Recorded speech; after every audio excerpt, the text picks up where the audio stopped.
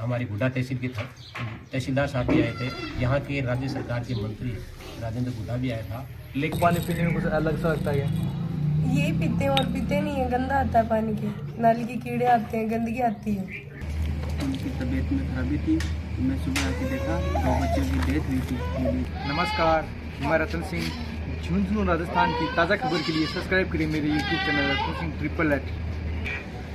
ग्राम की घटना के बारे में बात करें। ये गाँव का रहने वाला हूँ, मेरी ग्राम पंचायत का मामला है।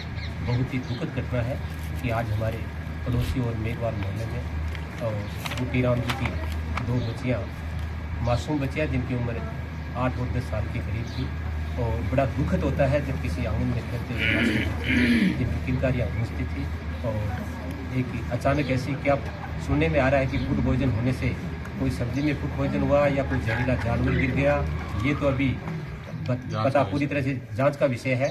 लेकिन आज जिस प्रकार झुंझुनू खेतान अस्पताल में उसको सुबह भर्ती करवाया गया और वहाँ से मेडिकल टीम भी आई थी, झुंझुनू का CMO भी आया था, उदयपुर वाटी को खंड अधिकारी भी आया था और हमारी गुड्डा तहसील के तहसीलदार साहब भी आए थे, यहाँ के राज्य सरकार के मंत्री राजेंद्र गुड्डा भी आया था। लेकिन मैं कहना चाहता हूँ इस दुखद घड़ी में इनका जो 2 बच्चा खत्म हुई, उनके पिताजी एक दिहाड़ी मजदूरी करने वाला था, पूरी तरह से वो टूट चुका है वो परिवार।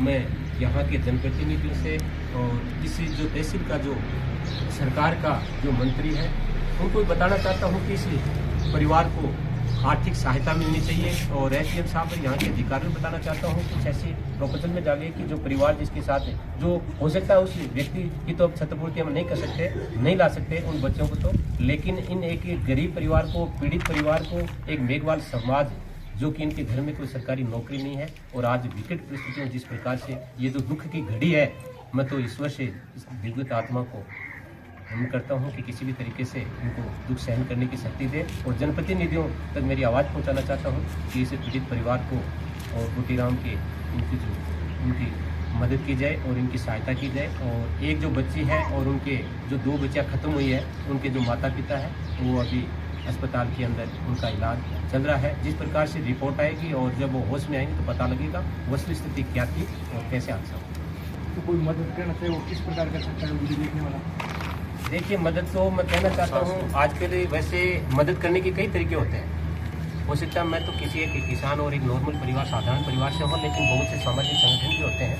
यहाँ के जो गांव का सरपंच होता है वो भी किसी परिवार की मदद कर सकता है। सरकार की ऐसी योजनाएं हैं जो वो भी मदद कर सकते हैं। सरकार के विधायक मदद कर सकते हैं। सरकार के चुने हुए जनप्रति जो राजस्थान सरकार में मंत्री है वो भी मदद कर सकते हैं। मदद करने के बहुत तरीके हैं तो और वास्तव में ये जो परिवार है ये मदद करने के लायक है और इनकी मदद इंसानियत और मानवता को ध्यान में रखते हुए मदद होनी चाहिए। पहले अपना परिचय कराइए। मेरा नाम रतन बनाना है और बड़े दुख हुआ मुझे भी, मैं आज चल के आया और मुझे भी बड़ी घटना का पता लग गया। मुझे भी पता चला कि ये पॉइजनिंग वाले था और 2 बच्चियाँ खत्म हुई और उनके माता पिता और एक बच्ची है और अभी उनको होश आने के बाद ही पूरी कहानी का पता चला। मैं भी आपके मीडिया के माध्यम से यही कहना चाहता हूँ, सरकार या प्रशासन आया है, SDM तहसीलदार सब आए हैं, अगर सरकार की जो भी स्कीम हो पहले उनको देना चाहिए। हम भी अभी मैंने यहाँ बताया है, अभी ये मिलेंगे SDM साहब से या कलेक्टर साहब से मिलेंगे, जो सरकार की तरफ से फायदा हो सकता है वो देना चाहिए। ये मैंने आपके माध्यम से भी कहना चाहता हूँ। और वैसे हमारे लायक कोई भी सेवा होगी तो भी कोई आदेश करेगा। घटनाक्रम की जानकारी बहन से लेते हैं।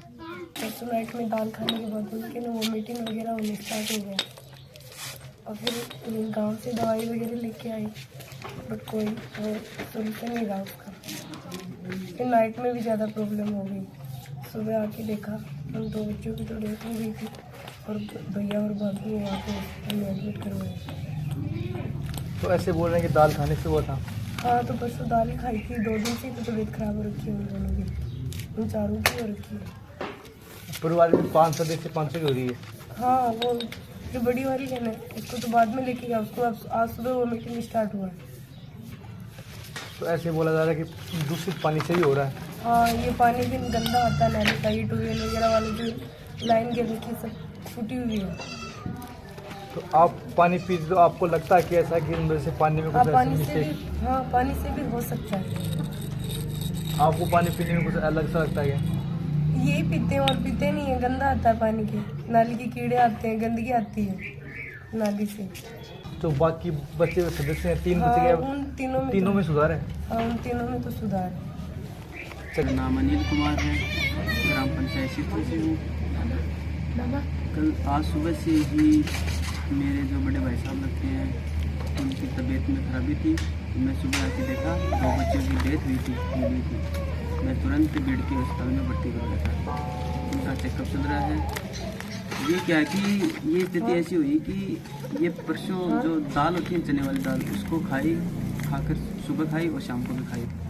और ये जो हमारे जो इधर से ट्यूबवेल से पानी आता है ना, वो भी थोड़ा गंदा पानी आता है, बहुत ज़्यादा गंदा पानी आता है। कहीं कहीं से नली फटी हुई है और उसका भी कारण हो सकता है।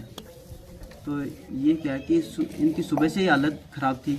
ये सुबह काम पे चले गए, सुबह 2 बच्ची थी, वो इधर घर में थी। लेकिन शाम के दोपहर बाद में काम पे नहीं गया। तबीयत थोड़ी ज़्यादा ख़राब थी। मैंने यही मेडिकल से दवाई वगैरह दिला के लिए दोनों बच्चों को नाइट को सो गए। तो नाइट को मैंने फ़ोन किया लेकिन फ़ोन नहीं उठा पाए। मैं साइड में रहता हूँ। और फिर ना ये सुबह आके देखा ना, तो दोनों बच्ची तो ख़त्म हुई थी मेरी थी, और उसको मैंने तुरंत बेड के अस्पताल में भर्ती करवाया मेरे माता पिता को। जानकारी हमें तो इतनी है कि सुबह है ना आज पता चला तो अस्पताल में भर्ती करवाया गया। वहाँ 2 बच्चियों ने 2 मर्द घोषित हुई थी और 3 का इलाज चल रहा है।